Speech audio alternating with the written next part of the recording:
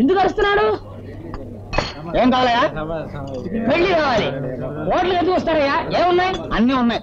అయితే ఒక 150 చపాతీలు వేసుకో, 118 కోడి పులావ్ వేసుకో, 750 గుడ్లు వేసుకో. వేసుకున్నావా?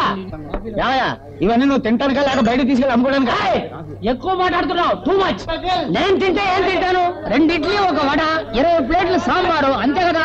ముందు చెప్పిందంతా మా ఫ్రెండ్ బయట ఉంది జ్యోతి, దానికోసం. ఎవరో డాన్స్ జ్యోతి లక్ష్మ ఇక్కడ చూసేది మేము చూసాం కదా.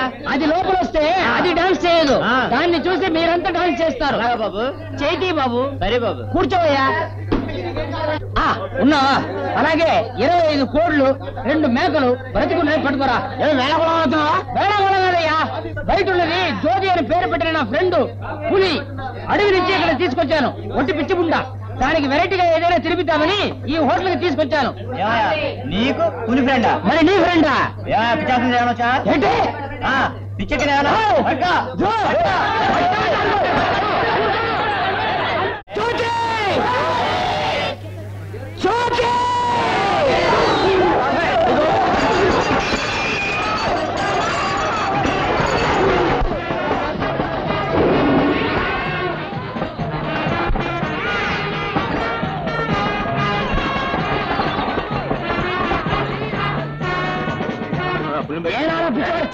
బాబు, నీకు నీ పులికో దండం బాబు. మా హోటల్ అంతా నాశనం చేసింది. ముందా పులిని బయటికి తీసుకెళ్ళి బాబు. బాంబులు గుండ్రావు, నేనుండే చోటికి నేను చెప్పిన పార్సల్ అన్ని స్ట్రైట్ గా రావాలి. జ్యోతి జంప్. మిస్టర్, నీ మీద చాలా కంప్లైంట్స్ వచ్చాయి. నడు పోలీస్ స్టేషన్. అరే మా అమ్మ నాన్నలే ఒక్కడే కొడుకుని నీ పులి వల్ల మోటార్ బైక్ మీద పెట్టి చచ్చావండి. నీ ఏదో మిస్టర్, తమరెవరండి? కనపట్టంలా జూ ఆఫీసర్ని. నువ్వు వెంటనే పులిని తీసుకొచ్చి హ్యాండ్ ఓవర్ చేయాల్సిందే. అంత మాట అనకండి. కావాలంటే అన్ని తీసుకెళ్ళి జూలో ఒక బోన్లు పడేయండి. వచ్చే జనానికి చూడటానికి ఓ మార్పు ఉంటుంది.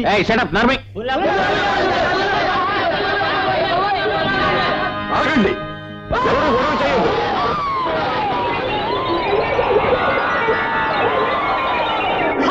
గురు గురు అందరూ జ్యోతిని చూసి పారిపోయారు. ఇన్స్పెక్టర్ గారు, ఆఫీసర్ గారు, ఇలా రండి. ఇదిగో ఆఫీసర్ గారు, మా పుల్ని మీకు జూకిస్తున్నాం. రాజా? అవునరా పన్ను, మన జ్యోతిని దక్కించుకోవటానికి ఇంతకంటే వేరే మార్గం లేదు. ఇలాగే రోడ్ల వెంట తిరుగుతూ ఉంటే ఏదో ఒక రోజు ఎవరో ఒకరు దీన్ని కాల్చి పారేస్తారు. కనీసం జూలో అయినా ఉంటే మన అప్పుడప్పుడు వెళ్ళి చూసుకోవచ్చురా. జ్యోతి జ్యోతి గెటప్. జ్యోతి వెళ్ళు, నా మాట విను. రోజు వచ్చి నిన్ను చూస్తూ ఉంటానుగా. వెళ్ళు. ఇదిగో సార్, తీసుకెళ్ళండి. నేనా? మీరు జూకి తీసుకొచ్చి హ్యాండ్ ఓవర్ చేసి బోన్ లో పెట్టి తాళం ఇస్తే తీసుకుంటా గానీ ఇది మధ్యలో నన్ను తింటే చెడ్డ మాంసం తినదండి. సరే, నేనే తీసుకొస్తాను, పదండి. జ్యోతిరా, కమాన్ కమాన్. Hello sir. ఓ జానీ, నీకు అప్పచెప్పిన పని ఎంతవరకు వచ్చింది? రాజా వెంట నీడలా తిరిగి తెలుసుకున్నాను సార్.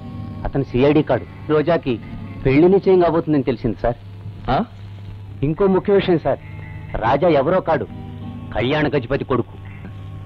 రాజా కళ్యాణ గజపతి కొడుకు అంటం బాంబొత్తి అందించాడు. ఇక చూడుదాన్ని నేను ఎలా పేలుస్తాను. తన భార్యను ఎత్తుకుపోయిన వాడి కొడుక్కి ఈ భూపతి తన బిడ్డను ఎలా ఇచ్చి పెళ్లి చేస్తాడో చూస్తాను. హాయ్ రాజా. హలో. మీ నాన్నగారు ఎక్కడ? లోపలున్నారు. ఈవిడ మా అమ్మగారు. నేను ఈ ఫోటోలు చుట్టమే తప్ప మనిషిని చూడలేదు. Hello mister Raja, welcome, hearty welcome. Thank you sir. మా రోజా నిన్ను గురించి చాలా చెప్పింది. ఇప్పుడు నేను చూస్తుంటే అది 100% నిజం అనిపిస్తుంది. యూనో మిస్టర్ రాజా, రోజా నా ఒక్కగానొక్క కూతురు. My hope, my life and everything. నోరు తెరిచి నాకు ఇది కావాలి డాడీ అంటే చాలు, ఇట్స్ ఇమ్మీడియట్లీ డన్. చిన్నప్పుడు బిస్కెట్లు బిళ్ళలు కావాలనేది, కొనిపెట్టాను. కొంచెం ఎదిగాక బుక్స్ బట్టలు కావాలనేది, అవి కొనిపెట్టాను. ఇప్పుడు భర్త కావాలంటోంది, అది కొనిపెట్టలేను కదా. Well well well, come on, let's go for dinner. Mister Raja, నువ్వు ఫారెస్ట్ కి వెళ్ళావంటే మా రోజాలాగే నీకు హంటింగ్ అంటే ఇష్టం అన్నమాట. అవును సార్, చిన్నప్పటి నుంచి వేట నా ఆరో ప్రాణం. మా నాన్నగారు కూడా ఫేమస్ అంటారు. I to love hunting. అయితే మీ నాన్నగారు నేను ఎక్కడో అడవుల్లో కలుసుకునే ఉంటాం. మా నాన్నగారు క్యాంపు చేయని అడవే లేదట సార్. నెలకి 20 రోజులు హంటింగ్ లోనే గడిపేవారట. అలాగా? ఎక్కడ ఉంటారు ఆయన? ఈ ఊరేనా? నాకు ఊహ తెలియక ముందే మమ్మల్ని అందరినీ వదిలిపెట్టి వెళ్ళిపోయారు సార్. Oh, I'm sorry. మీ నాన్నగారి పేరు? అది నేను చెప్తాను సార్. మీరెప్పుడు వచ్చారు దివాన్జీ? ఇప్పుడే వస్తున్నాను. నాకొక దారుణమైన నిజం తెలిసింది. మీ సేవలో బ్రతికేవాణ్ణి గనక అది మీ చెవిని వేయడం నా కర్తవ్యంగా భావించి వచ్చాను. What is it? ఈ రాజా తండ్రి మరెవరో కాదు, కళ్యాణ గజపతి. అవును సార్, కళ్యాణ గజపతి గారి అబ్బాయినే నేను. నువ్వు ఆ రాక్షసుడు కొడుకువా? తక్షణం ఇక్కడి నుంచి వెళ్ళిపో. Get out of my house. Daddy No, Roja, no. అతను వెంటనే గడప దాటం. I can't see his face. నాకింత ద్రోహం చేసి నా జీవితాన్ని కాలాచిన ఆ దౌర్భాగ్యుడు కొడుకుతో no, never, never. రోజా, ఇంకొక క్షణం ఆగితే నేనేమైపోతాను, మిమ్మల్ని చేస్తాను నాకే తెలియదు. Ask him to get lost. వెళ్ళిపోమను. Raja, let him go. నీకు నీ డాడీ కావాలనుకుంటే అతన్ని వెళ్ళలేవు. అతనే కావాలనుకుంటే నీ డాడీని వదిలి నువ్వు వెళ్ళు. But don't stop him.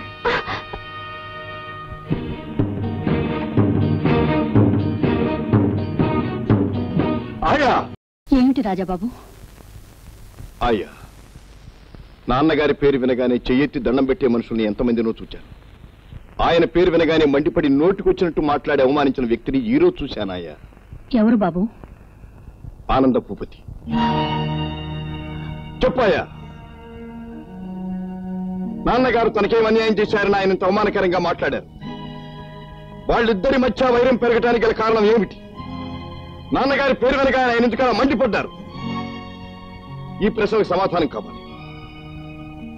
ఆయా, నువ్వు పూజించే ఆ దేవుడి మీద ఒట్టు, నువ్వు ప్రేమించే నా మీద ఒట్టు. బాబు చెప్పు ఆయా. కారణం తెలుసుకునేటంత వరకు నాలో రేగుతున్న ఈ ఆవేశం చల్లారదు, ఈ అలజడి అనగారదు. చెప్పు ఆయా, చెప్పు ప్లీజ్, ప్లీజ్. బాబు, వాళ్ల మధ్య పెరిగిన విరోధానికి కారణం వాళ్లలో ఎవరు తప్పు కాదు బాబు, ఎవరో దుర్మార్గుల పథకానికి ఫలితం అది. నిన్ను కన్న ఏడాదిలోపే మీ అమ్మగారు కన్ను మూశారు. నిన్ను మీ అక్క ఇందుమతి దేవి గారిని ఎంతో గారాభంగా గుండెల మీద వేసుకుని మరీ పెంచారు బాబు మీ నాన్నగారు. ఆయనకు వజ్రాలు సేకరించడం అలవాటుగా ఉండేది. మీ అక్కయ్య ప్రతి పుట్టినరోజుకి ఒక్కొక్క ఖరీదైన జాతి వజ్రం తెచ్చి బహుకరించేవారు. ఆ రోజు మీ అక్కయ్య పుట్టినరోజు. బుగ్గ మీద చుక్కేందుకాయా? ఇవాళే పుట్టిన ఈ చక్కని చుక్కకి దిష్టి తగలకుండానమ్మా. అమ్మా ఇందు, అరుగు, మీ నాన్నగారు వస్తున్నారు. నాన్నగారి కాళ్ళకి దండం పెట్టమ్మా. వెళ్ళు. నాన్నగారండి. రా బాబు. Very good, very good my love. నీ పని మీదనే పెడుతున్నానమ్మా. కడిగిన ముచ్చం లాంటి మా ఎందుకి రాజకమల్ వజ్రం తెచ్చి ఇద్దామని.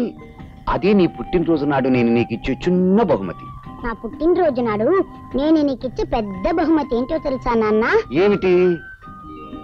ఓ ఆయా, నేను బయటికి వెళ్ళొస్తా. రాజాబాబు టాటా. టాటా. నోనో, అదెలా సాధ్యం అవుతుంది గజపతి? రాజకమల వజ్రం మా వంశానుగతంగా వస్తున్న స్థిరాస్తి. మా భూపత వంశానికి గర్వకారణము గౌరవకారణమైన వజ్రం అది. అది నిజమే భూపతి, కానీ ఆ వజ్రానికి తగిన విలువ నువ్వు ఎంత అడిగినా సరే ఇవ్వటానికి సిద్ధంగా ఉన్నాను. గజపతి, డబ్బు కోసం వంశ ప్రతిష్ఠ నమ్ముకునేంత నికృష్టుని కాను నేను. ఓ ప్రాంతానికి మిమ్మల్ని రాజును చేస్తాం, ఆ వజ్రం మాకిమ్మని బ్రిటిష్ దొరలు ఎంత బలవంతం చేసినా ససేమిరా వీలు కాదన్నారు మా నాన్నగారు. It's our pride and prestige. కానీ నా బిడ్డ ఆ వజ్రం తెస్తానని ఎంతో సంబరపడిపోతుంటుంది భూపతి గారు. మీరు ఇంకొకసారి ఆలోచించండి. నో, ఈ విషయంలో ఆలోచనే అనవసరం. రాజకమల వజ్రం మరొకరి చేతికి చేరడం అసంభవం. ఈ విషయమై మీరు మరొక మాట మాట్లాడితే మన ఇద్దరి మధ్య వైరం తలెత్తే ఆస్కారం ఉంది. Good bye. ఇవాళ నా పుట్టినరోజు, సాయంత్రం మా ఇంటికి రావాలి. అలాగే, తప్పకుండా వస్తా కదా? వస్తాను. త్వరగా రామ్మా.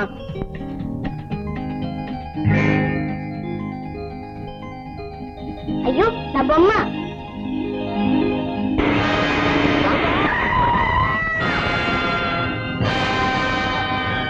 అయ్యో ఇందు, ఇందు, అయ్యో.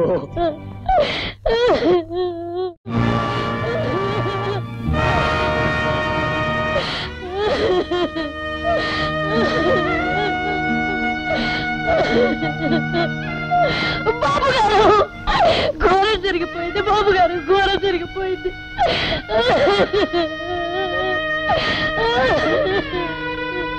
నా పుట్టినరోజు నాడు నేను నీకు ఇచ్చే పెద్ద బహుమతి ఏంటో తెలుసా నాన్న? ఏమిటి?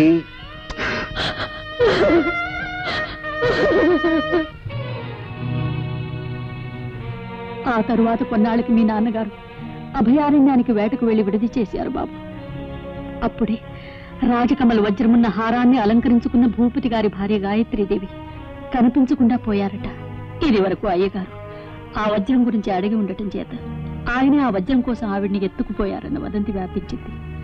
దాంతో భూపతి గారు మీ నాన్నగారి మీద పగపట్టారు. ఆ సంఘటన జరిగిన కొన్నాళ్ళకి నారాయణ అయ్యగారేరి ఇంకెక్కడ అయ్యగారమ్మా? నారాయణ అవునమ్మా, అయ్యగారు కనపడక అడిగంతా వెతికాను. ఒక చోట ఈ తుపాకీ పడి ఉంది, పక్కనే నెత్తురు మరకలున్నాయి. ఏ జంతువు అయ్యగారిని చంపి రాకపోయి ఉంటుంది.